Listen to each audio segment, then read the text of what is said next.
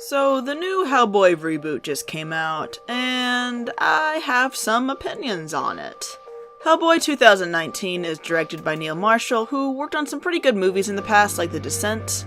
Instead of our beloved Ron Perlman, we have David Harbour, aka Jim Hopper from Stranger Things, playing Hellboy in this version.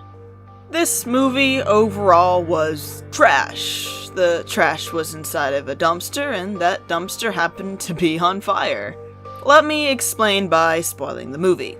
This movie starts out with King Arthur and the Blood Queen, Nimue, played by Mila Jovovich, aka Alice from the Resident Evil franchise.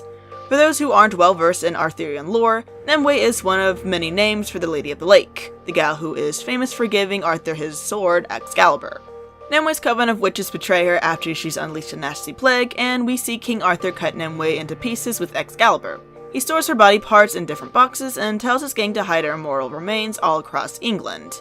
All of this is narrated by Trevor Burtonholm, played by Ian McShane, which wouldn't be bad if the pacing of the scene wasn't so unnaturally fast. We get so much exposition in such a short amount of time, I felt like if I blinked, I would miss something. Thankfully, the opening sequence is the only part where they did this, but we certainly run into plenty of other issues. Every scene transition felt incredibly unnatural and jarring. It left me absolutely baffled as to why anyone thought this was okay. Sometimes it didn't seem like the scene was ready to end before the writer was just like, okay, bored now, let's go. We're introduced to Hellboy in the present day as he's searching for a missing agent. We have our first attempt at humor with Hellboy breaking his phone with his fat fingers, and it's honestly not good. Hellboy is about 80% of the comedy in this movie, and I can only recall maybe one sarcastic remark actually getting a smirk out of me. I think it was actually in the trailers too. Let me find it. Okay, I'd appreciate a prophecy with more relatable stakes. There, that was it. That was the only joke I liked. It wasn't even that great of a joke, but it's all I had. Harbour isn't a bad actor, and quite frankly shouldn't be a bad pick for a Hellboy role either. I blame the writing for this movie's shortcomings. If it wasn't an issue with the timing, the delivery was off, or just simply wasn't humorous. The poor delivery, in my opinion, falls on the director here. Sorry. So we have a Hellboy character whose sarcasm and comedy fall hard, two key elements that give his natural badassery the right amount of character balance to make him likable and relatable. When these integral parts of Hellboy fall apart, the rest of his complexities unfortunately come tumbling after. Hellboy accidentally kills his agent friend who has turned into a vampire, and Vampire Guy spews out ominous end-of-the-world prophecy as his last words. I'm not sure how he's able to talk at all, since a 6-foot diameter post was lodged all the way through his stomach and lungs, but whatever, spooky foreshadowing. Hellboy regroups with his adoptive father, Mr. Wednesday, back in Colorado, and Daddy Deers tells him to head over to England to help the Osiris Club hunt for 3 giants. The club's seer, I don't remember her name and I'm not googling it, tells Hellboy about their time fighting Nazis and how she and Brutenholm were there to kill Hellboy that day to prevent something called Project Ragnarok, but his dad decided to spare his life and raise him as his own instead. The movie does hit most of the same backstory plot points as the 2004 Del Toro film hits, which of course are the same plot points from the graphic novel source material. It just doesn't hit them as well, and it kind of felt like a continuous loop of killing Uncle Ben in all the Spider-Man reboots, or the million times we've seen Bruce Wayne's parents killed in the alleyway. It was just a reminder that this franchise would have been better off as a continuation of the original, not a reboot. That, or get better writers. Surprise, surprise, the Osiris guys trick Hellboy and try to kill him, but for some reason decided to make this apparent before they killed the 3 giants, so they ended up getting slaughtered. Giant killing was kind of talked up to be their forte, their niche, their passions, so the fact that they were taken down so easily by the giants felt cheap. Hellboy is supposed to be half dead and barely conscious during this fight scene, but that is not portrayed well until after he's killed them and he passes out. I just found it weird that he was stabbed a dozen times with thick-ass spears and electrocuted with the vultures that they use for execution chairs, but didn't seem to struggle much from his wounds during the fight itself. Regardless, this is pretty much the first epic fight scene that we get that's enjoyable, fun, and over the top. I didn't mind the excessive use of gore, blood, and violence. It was a stylistic choice that worked within the realm of the franchise. Hellboy is found by a gal who is somehow strong enough to lug his heavy, limp body into her car, drive him to her apartment, drag his unconscious ass up the second floor of the complex without any passersby noticing, and lay him on her couch.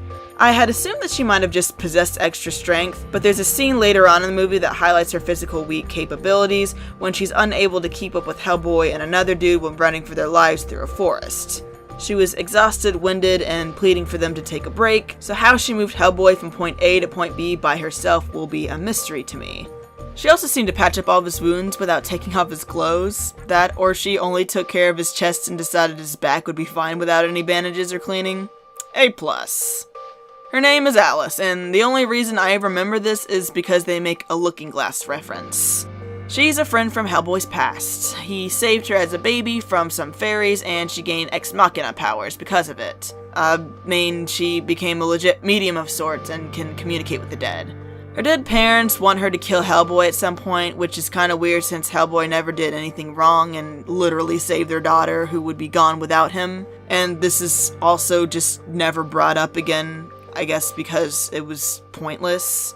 Brutenholm sends a SWAT team into Alice's apartment to rescue Hellboy for the sake of drama and introducing another side character whose name I also don't remember. We'll call him Lion-O.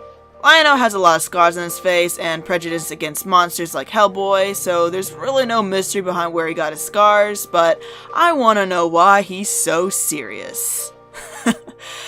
Oh, but no, really. His character is pretty annoying and is just there to argue with everyone all the time and get mad at every decision made ever. He doesn't offer much to the story aside from unfunny dialogue that's meant to be perceived as sassy and witty because we don't already have a protagonist who's on that shit. Alice and Lion-O are now in the story to stay, and their inclusion felt a little forced and unnatural because no character connects with other characters in this damn movie in a way that feels genuine and enjoyable. Brutenholm takes time to explain the main plot of the movie, that being the assembling of Nimwe's remains and what it entails. The same changeling that tried to hurt Alice as a baby, Gruga, or I think that was his name, I don't actually remember. He's all grown up now, and wants revenge for Hellboy for reasons that really aren't worth explaining, and was gathering Nimwe's body parts so that she could assist him in his revenge. The gang heads back to the Cyrus Club to prevent the changeling from getting the last box, but we all know this movie wouldn't be whole without its main villain. What should have been an easy fight with the weak monster ends in failure and incompetence for our heroes. The whole club is slain, including the Seer Lady. Alice works her magic and manages to summon the lady's spirit one last time so Hellboy can talk to her. She tells him that Nimue wants him because he can start the apocalypse with her. Nimue wants a new world where monsters don't have to live in fear of being hunted by the humans, which is a fair goal, but the slaughtering of mankind kinda puts a damper on things. Regardless, Hellboy can't help but sympathize with her cause just a wee bit.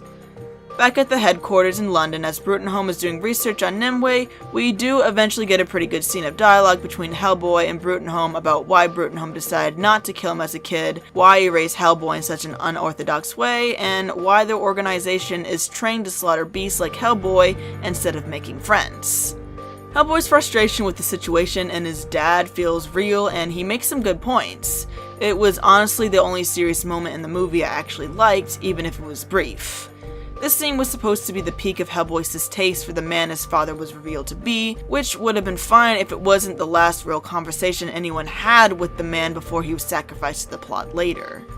After Hellboy storms off, he's speared away by the Russian witch Baba Yaga.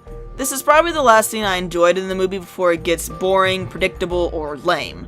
Baba Yaga's design and mannerisms work to maintain both the humorous and unsettling atmosphere during their conversation.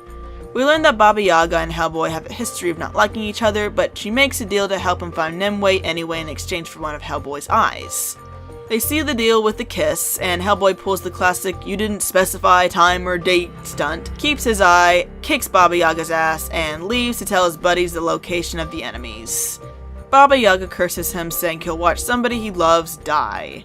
On their way over to Nimue's location, Lion-O gives a little of his backstory, though I doubt anyone in the audience really cares at this point.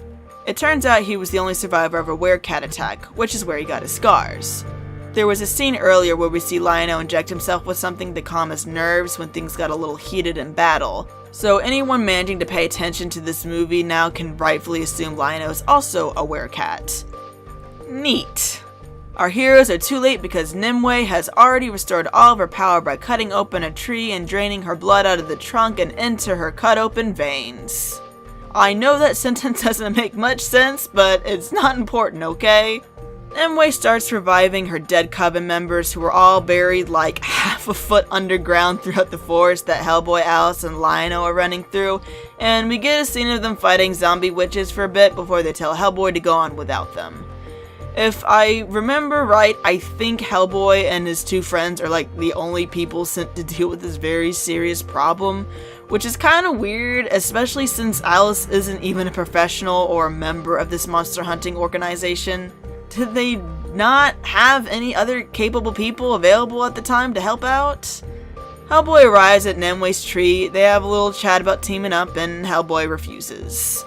Alice and Lionel catch up pretty quick, almost as if they didn't need Hellboy to ditch them at all if they were just going to take care of the problem within a minute. Nimue throws a poisonous thorn at Alice's neck and pieces out through a portal. I assume the reason she didn't just kill Alice is so that one of her revived witches can trick Hellboy into following her to find Merlin's grave. In an earlier scene, Nimue establishes that she doesn't like this witch and threatens to kill her if she doesn't take Hellboy to Merlin, and you'd think this might be important for later, but it's not. You never see this witch again after she's done doing what she's told. My memory of the matter might just be a little fuzzy, but I don't believe she's around even after the bit with Merlin is over and no one questions it. Merlin comes back for a bit and removes the thorn from Alice that has been turned into a snake-like thing that squirms off. Lionel makes a comment about letting the snake go, but no one seems to care that it's been released into the wild to kill some other poor victim. Again, you think their acknowledgement of the issue might lead to something later, but you don't see it again. There is a number of setups in this movie that have no payoffs. Merlin knocks Alice and Lionel out so they can tell Hellboy the movie's twist, that being Hellboy being a descendant of King Arthur with a human mom and a demon dad. It means Hellboy can wield Excalibur and kill Nimue. If the King Arthur twist sounds dumb to you, it's because it is. Hellboy gets a vision of the apocalypse if he were to ever use Excalibur, so he decides not to take the sword. Merlin gets mad, but he's just a dead guy, so there isn't much else for him to do besides go back to being dead. It's never made clear as to whether Merlin was supposed to be a bad guy in this movie, since he never sees the vision of the apocalypse, and seems genuinely keen on killing Nimue with Excalibur, but Nimue didn't see the vision either, and they both went to great lengths to get Hellboy to take the sword. I suppose it doesn't matter in the end, but there's a difference between writing ambiguously and being unintentionally vague. When the movie was done and I was forced to reflect back on the events, Merlin's bit felt pretty unnecessary since the information we got could have easily been given in the last scene when Hellboy's presented with another chance to wield the sword. But then I guess we wouldn't have the bit where Alice is wounded and needs saving as a red herring to Baba Yaga's curse, because I was so invested in her character and Hellboy's relationship with her. Nimue wreaks havoc on the people of London, unleashing a plague that is quickly spreading across the country. It's pretty typical shit, and the TV news stations tell people to stay indoors to avoid dying. Remember this bit, because it's important later. Nimue then takes Bruton home hostage after killing everybody else at the headquarters. They meet her at a cathedral, and we have a boring fight with the changeling and Lionel in his Thundercat form. Nimue reveals King Arthur's hidden tomb and location of Excalibur underground, and tells Hellboy to take the sword. He says nah, so Nimue kills Burtonholm. Hellboy is upset, but instead of attacking her, he pulls out Excalibur anyway, even though she no longer has leverage. I want to assume Nimue put him in a trance or something during this time to get him to join her, but it wasn't shown very well because her speech to join her was the same as it's always been. Monsters are oppressed and all humans are bad, so the only logical step is to kill everyone. Portals to Hell start opening up around the area, and we finally get our Lovecraftian-type monsters that I missed from Del Toro's creatures designs. Remember when I said the plague Nimue spread was killing everyone, and that everyone who was not already dead was heading indoors? Well, I suppose the people of London have a very short memory, because everyone and their mom was out for a stroll when these demons emerged, and I don't actually recall seeing any dead bodies from the plague laying around in the streets either. It was a little bizarre, but whatever, I guess everyone was killed. Again. Alice channels Burton Holmes' spirit and he gives Hellboy's speech, saying things that could have already been said earlier with ease. This moment is supposed to be deep and sad, but I cared so little about his character and the relationship with Hellboy that it had very little impact on me. Hellboy and his adopted dad simply did not have enough scenes together where the audience appreciated and empathized with their family bond, regardless of whatever pandering mistakes Burton Holmes might have made. Burton Holmes' intentions and love for Hellboy and the whole message of fighting monsters with monsters got a bit muddled, but he got through to Hellboy regardless somehow. Hellboy cuts Nimwe's head off and throws it into the pit of hell before it closes up while sucking back all the monsters it unleashed. It was a very anticlimactic scene with very little action between the protagonist and main villain. I was also pretty annoyed that they sucked all the demons back into hell instead of showing a scene of Hellboy having to battle out with the help of his friends. It felt, again, really cheap, especially since we didn't get a really good climactic fight. We don't even see Hellboy mourn or say anything about his dead dad after he kills Nimue either. It just immediately cuts to the final scene of the movie, of which is a flash forward to everyone working together as a team on a new mission, which we could have seen if they just fought all these other beasts together. I don't know. Keep in mind that I've only seen this movie once and might not remember every detail completely. Issues that I've stated might actually have explanations that I could have missed, of which I'm sure you'll tell me about in the comments. Overall, the story, characters, and message was kind of a mess. I wasn't sure what the takeaway was, since they made it a point to show the audience the prejudice against monsters and Hellboy's inner conflicts because he was one of those monsters. He was tired of fighting his brothers and sisters instead of trying to make peace with them, which is valid, but in the end, he ends up just fighting and killing the monsters anyway. He solves his problems the same way he's always solved his problems, and I don't think he actually learned anything at the end about himself or how to tackle life in the future. I think Lion-O is the only person to have a character arc in this movie, since he finally stops seeing Hellboy as a hellish beast and starts seeing him as a friend while also accepting the beast inside himself. Hellboy and Alice are the same people at the end of the movie as they are at the beginning. No one has any chemistry, so the banter and humor fall flat. The story is basic, predictable, and uninteresting. The action is good at times, but usually forgettable. The special effects are very hit and miss, and the makeup for Hellboy himself is just ugly. I went into this movie wanting to like it, but left with a lot of disappointment.